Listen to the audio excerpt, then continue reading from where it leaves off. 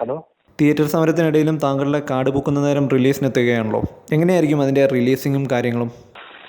അത് റിലീസ് ചെയ്യുന്നുണ്ട്. കാരണം സർക്കാർ തിയേറ്റർ, മൾട്ടിപ്ലക്സ്, പിന്നെ മറ്റേ സമരത്തിലല്ലാത്ത തിയേറ്ററുകൾ, പിന്നെ പ്രദർശിപ്പിക്കാൻ താല്പര്യമുള്ള എല്ലാ തിയേറ്ററുകളും. അപ്പം സമരത്തിൽ നിന്ന് ഒഴിവായിരിക്കുന്ന തിയേറ്ററിലായിരിക്കും റിലീസ് ചെയ്യുന്നതല്ലേ? സമരത്തിന് ഒഴിവായതും സമരത്തിൽ ഉള്ള സംഘടനയിൽപ്പെട്ട ചില തിയേറ്ററുകളിലും ചോദിക്കുന്നുണ്ട്.